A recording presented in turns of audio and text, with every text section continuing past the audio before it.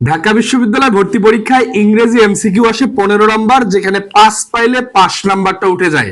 But the fact is that প্রত্যেক বছর এই 15-র মধ্যে পাস পায় না 90 থেকে 92% শিক্ষার্থী। আজকে ছোট্ট একটা ভিডিওতে এমন কয়েকটা টপিকের নাম বলবো যেখান থেকে ঢাকা বিশ্ববিদ্যালয় ভর্তি পরীক্ষায় 100% প্রশ্ন আসবেই আসবে ইনশাআল্লাহ। সুতরাং কথা না বাড়িয়ে আলোচনায় চলে যাব। এই কয়েকদিন লাস্ট মোমেন্টে যে সময়টা আছে, তুমি এই টপিকগুলোর বাইরে আর পড়বা না ভাই, অনেক হয়েছে। চলে আসি আমরা একটু টু দা পয়েন্টে। প্রথমেই নাম্বার 1, এই টপিকটা প্রত্যেকবার ভাই, পার্শ্ব স্পিচ কাকে বলে, কত প্রকার, কি কি পরীক্ষায় আসবে না, পরীক্ষায় আসবে হচ্ছে identification of parts of speech. আমরা একটু 15 নম্বরের একটু ক্লিয়ারেন্স নিব। সেটা প্রথমেই যে টপিকটার নাম বলবো সেটা হচ্ছে identification of parts of speech. এখান থেকে একটা প্রশ্ন তুমি পাবেই পাবে। আমরা 15 নম্বর মিলাবো। তুমি জাস্ট আমার সাথে 10টা মিনিট ব্যয় করো, ইংরেজিতে পাস নিশ্চিত করো ইনশাআল্লাহ। জাস্ট 10টা মিনিট ব্যয় করে ইংরেজিতে পাস নিশ্চিত করো ইনশাআল্লাহ। কারণ এই খেলে ফেল করলে তুমি বাংলা জিকেতে যতই ভালো করো না কেন, তোমার কিন্তু চান্স পাওয়ার স্বপ্নটা আর বাস্তবায়ন হচ্ছে না। এরপরে 2 নম্বরে আমি যে টপিকটার নাম বলবো সেটা হচ্ছে tense sequence of tense conditional. টপিকগুলা আসলে শুনতে খুব বেশি সহজ মনে হলেও বিগত সালে এগুলো থেকেই প্রশ্ন বারবার আসছে। প্রথমেই আমি এখানে দুইটা কথা বলছি, টেন্স অথবা সিকোয়েন্স অফ টেন্স, টেন্স অথবা সিকোয়েন্স অফ টেন্স এবং কন্ডিশনাল, এই দুইটা এবং কন্ডিশনাল, কন্ডিশনাল সেন্টেন্স বা শর্তযুক্ত যে বাক্য, এখান থেকে প্রত্যেকবার 2টা থেকে 3টা প্রশ্ন চলে আসে। এখান থেকে প্রত্যেকবার 2টা থেকে 3টা প্রশ্ন তুমি পাবেই। তাহলে 3 আর 1 4 অলরেডি আমাদের কমপ্লিট। Figure of speech 100%। এরপরে যে টপিকটার নাম লিখবা 3 নম্বরে সেটা হচ্ছে figure of speech. Figure of speech এখান থেকে ওই যে সিমিলি মেটাফোর পার্সনিফিকেশন, মনে আছে ভাই? Simile metaphor personification oxymoron paradox, এখান থেকে একটা না একটা প্রশ্ন কিন্তু প্রত্যেকবার চলেই আসে। আমরা আগে পাস নিশ্চিত করব। এখান থেকে তুমি একটা প্রশ্ন 100% পাবা, সেটা হচ্ছে ফিগার অফ স্পেস। তাহলে আমরা কয়টা টপিকের নাম লিখছি এখানে? Identification of parts of speech, অর্থাৎ পার্টস অফ স্পিচ মানে নির্ণয় করার যে ব্যাপারটা, এইখান থেকে কিন্তু পরীক্ষায় প্রশ্ন আসবে। যে কোনো একটা বাক্য তুলে দিবে, বাক্যের যে কোনো একটা শব্দকে বলে দিবে এই শব্দটা বাক্যে কোন পার্টস অফ স্পিচ হিসেবে ব্যবহৃত হয়েছে। আর একটা জিনিস বলে দেই, বাক্যে কোনো পার্টস অফ স্পিচ তখন পর্যন্ত তুমি নিশ্চিত করতে পারে, কোনো শব্দ দেখেই পার্টস অফ স্পিচ বলে দিতে পারবা না। ওটা বাক্যের অবস্থান থেকে তোমাকে আসলে নিশ্চিত হতে হবে। এরপরে ভয়েস অথবা ন্যারেশন, 4 নম্বরে যে কথাটা বলবো সেটা হচ্ছে ভয়েস অথবা ন্যারেশন। এই দুইটার যে কোনো একটা আসবে। মানে যেবার ভয়েস আসে ওবার ন্যারেশন আসে না, আবার যেবার ন্যারেশন আসে ওবার ভয়েস আসে না। আবার কপাল ভালো থাকলে দুইটাও চলে আসতে পারে। তুমি এখান থেকে কনফার্ম 1 মার্ক পাবেই পাবে। এখান থেকে কনফার্ম 1 মার্ক পাবে, সেটা হচ্ছে ভয়েস অথবা ন্যারেশন। এরপরে 3টা খুবই আনকমন টপিক, প্যারালেলিজম, রিডান্ডেন্সি এবং ড্যাংলিং মডিফায়ার। এই 3টার যে কোনো একটা আসে ভাইয়া। একটু আমি বিগত সালের কিন্তু প্রশ্ন অ্যানালাইসিস করছি এবং বিগত কয়েক বছর ঢাকা বিশ্ববিদ্যালয়ে ভর্তি শিক্ষার্থীদের নিয়ে কাজ করার অভিজ্ঞতায় আশা করি এবারও তুমি এর বাইরে প্রশ্ন পাবা না ইনশাআল্লাহ।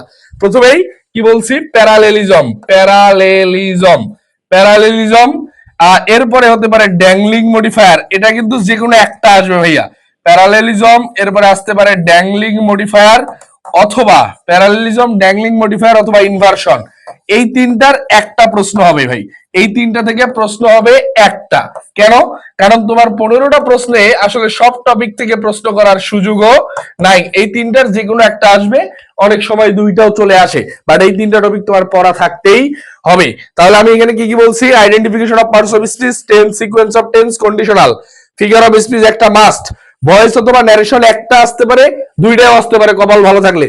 এখানে 2টাও আসতে পারে, but most of the time একটা করে আসছে। প্যারালেলিজম, ড্যাংলিং মডিফায়ার, ইনভার্সন, এখান থেকে একটা অথবা 2টা, বাট একটা তুমি মাস্ট পাবেই পাবে। এরপরে আমরা যদি একটু পরবর্তী অবস্থা দেখার চেষ্টা করি, right form of verb, subject verb agreement. 6 নম্বরে যে কথাটা লিখবা সেটা হচ্ছে রাইট ফর্মস অফ ভার্ব। মানে টপিক গুলা খুবই সহজ, বাট তোমাদের আসলে ডেপথ অফ নলেজ না থাকার কারণে তোমরা আসলে উত্তর করতে পারো না। রাইট ফর্ম অফ ভার্ব অথবা যেটা বলছিলাম সেটা হচ্ছে subject verb agreement, subject verb agreement. এবং এখান থেকে যে প্রশ্নটা হয় সেটা হচ্ছে সাবজেক্ট সিঙ্গুলার হলে ভার্ব সিঙ্গুলার, সাবজেক্ট প্লুরাল হলে ভার্ব প্লুরাল, সাবজেক্টের সাথে এস বাই এর যুক্ত হলে সেটা প্লুরাল হলেও ভার্বের সাথে এস বাই এর যুক্ত করলে সেটা কিন্তু আর প্লুরাল হয় না, সেটা হয়ে যায় সিঙ্গুলার। মাইন্ডেড স্ট্রিক্টলি পরীক্ষায় এটা চলে আসবে। এই দুইটা থেকে তুমি আসলে একটা প্রশ্ন পাবেই পাবে, এই দুইটা থেকে একটা প্রশ্ন তুমি পাবেই পাবে, এর থেকে বেশিও হতে পারে। 7 নম্বরে যে কথাটা লিখবো, কারেক্ট স্পেলিং ভাই একটা আসবেই, কারেক্ট স্পেলিং অর্থাৎ বানান শুদ্ধিকরণ, এখান থেকে তুমি একটা নাম্বার পাবাই, এখান থেকে তুমি একটা নাম্বার পাবাই। তাহলে আমরা কি কি দেখার চেষ্টা করছি, right verb, subject verb agreement, correct spelling. এরপরে আমরা যদি আরেকটু দেখার চেষ্টা করি সেটা হচ্ছে ওয়ান ওয়ার্ড সাবস্টিটিউশন বা এক কথায় প্রকাশ যেটাকে বলে থাকি, অথবা ইডিওমেটিক এক্সপ্রেশন, এই দুইটার একটা আসবে ভাইয়া, এই দুইটার যে কোনো একটা, ওয়ান ওয়ার্ড সাবস্টিটিউশন অথবা ইডিওমেটিক এক্সপ্রেশন। 8 নম্বরে যে কথাটা লেখার চেষ্টা করব সেটা হচ্ছে ওয়ান ওয়ার্ডস সাবস্টিটিউশন। এখন তো ভাই এই কয়েকদিন অনেক পড়ে ফেলছো, এখন আসলে সব পড়ার সময় নাই, তুমি লাস্ট টাইমে সব পড়ে যাইতে পারবা না। ওয়ান ওয়ার্ড সাবস্টিটিউশন অথবা ইডিওমেটিক এক্সপ্রেশন অর্থাৎ যেটাকে আমরা বলে থাকি হচ্ছে ফ্রেজ এন্ড ইডিয়মসও বলে থাকি। এখান থেকে দুইটার মধ্যে তুমি যে কোনো একটা প্রশ্ন পাবাই, এখান থেকে তুমি একটা প্রশ্ন পাবাই, আমার ক্ষেত্র বিশেষে দুইটাও চলে আসতে পারে, এগুলো একটু ভাই 100% পড়ে যাইতে হবে। এরপরে একটা টপিক থেকে দুইটা, তিনটা, চারটা প্রশ্ন আসতে দেখা গেছে একটা টপিক। সবাই সবাই একটু ভাই মনোযোগ দিয়ে এই টপিকটা খুব ভালোভাবে পড়ে ফেলবেন। অ্যাপ্রোপ্রিয়েট প্রিপজিশন খুবই মনোযোগ দিয়ে পড়বেন, খুবই, মানে আপনি যদি শুধু পাস করতে চান অ্যাপ্রোপ্রিয়েট প্রয়োজন, পাস করে ফেলবেন ইনশাল্লাহ, কারণ এটা দুইটাও আসে, তিনটাও আসে একটা টপিক থেকে। তুমি এখানে একটা তো পাবাই পাবা, কপাল ভালো হইলে দুইটা অথবা তিনটা প্রশ্ন এখান থেকে চলে আসতে পারে। এখন চলে আসি, তুমি পার্সোবিসমিসের অন্যান্য পার্টের মধ্যে প্রশ্ন হয় মাঝে মাঝে খুব সম্ভবত, যেটা বলতে চাইছিলাম সেটা হচ্ছে ভার্বের কিছু স্পেসিফিক এরিয়া থেকে, ভার্বের কিছু স্পেসিফিক এরিয়া যদি বলার চেষ্টা করি, ফাইনিট ভার্ব, যদি বলার চেষ্টা করি non finite verb, finite, non finite, modal auxiliary থেকে প্রশ্ন হতে পারে, modal auxiliary, finite, non finite, modal auxiliary. এরপরে finite, non finite, modal auxiliary এবং অক্সিলারির ডিফারেন্সটা একটু দেখে নিবা। এবং অক্সিলারি এই কয়েকটা ভার্বের প্রকারভেদ থেকে তুমি একটা প্রশ্ন পাবা, এই কয়েকটা finite, non finite, modal auxiliary, এই কয়েকটা জিনিস একটু ভালোভাবে পড়ে যাবা, এখান থেকে তুমি একটা প্রশ্ন খুবই আসলে পাবা ইনশাল্লাহ। এরপরে একটা প্রশ্ন বিগত কয়েকবার থেকে বারবার আসতেছে, একটা প্রশ্ন বিগত কয়েক বছর থেকে বারবার আসতেছে, সবাই এটাতে 10টা স্টার দিয়ে নিবা, সবাই এটাতে 10টা স্টার দিয়ে নিবা, সবাই একটু WH word plus auxiliary verb, WH word plus auxiliary verb plus subject plus main verb, WH word plus auxiliary verb plus subject plus main verb plus extension থাকতেও পারে নাও থাকতে পারে, কিন্তু লাস্টে একটা প্রশ্নবোধক চিহ্ন থাকবে। এই একটা আইটেম থেকে ঢাকা বিশ্ববিদ্যালয় ভর্তি পরীক্ষায় 2023-24 সেশনে দুইটা প্রশ্ন আসছে, বাট একটা তুমি পাবাই পাবা ইনশাল্লাহ, একটা তুমি পাবাই পাবা ইনশাল্লাহ। এই জিনিসটা একটু খুব ভালোভাবে পড়ে যাও, এখান থেকে হয়তোবা প্রশ্ন এবারও চলে আসবে, এখান থেকে হয়তোবা প্রশ্ন এবারও চলে আসবে, এখান থেকে তুমি একটা বা দুইটা পাবা ইনশাল্লাহ, এখান থেকে তুমি একটাও পাইতে পারো, দুইটাও পাইতে পারো, বা একটা নিশ্চিত পাবা। এরপরে আরেকটা জিনিস, লাস্ট একটা জিনিস এড়িয়ে ফেলছি, সিনোনিম এন্ড অ্যান্টোনিম, যেটাকে বাদ দেওয়ার কোনো সুযোগ নাই, যেটা পরীক্ষায় আসবে সেটা হচ্ছে সিনোনিম এন্ড অ্যান্টোনিম। এখন ভাই সিনোনিম অ্যান্টোনিম তো অনেক পড়ে ফেলছো, অনেক বইয়ে অনেক জিনিসপাতি আছে, তুমি আসলে কোনটা পড়বা, এখান থেকে একটা হতে পারে, এখান থেকে দুইটা হতে পারে, এখান থেকে তিনটা হতে পারে, এখন তুমি কোনটা পড়বা? ফার্স্ট অফ অল প্রায়োরিটি লিস্টে বি ইউনিটের জন্য, for B unit admission candidates must be follow textbook first. Textbook পড়ার পরে if you got enough time then তুমি আসলে যাইতে পারো অন্যান্য ভোকাবুলারিতে, বাট ফার্স্ট প্রায়োরিটি থাকবে টেক্সট বুকে।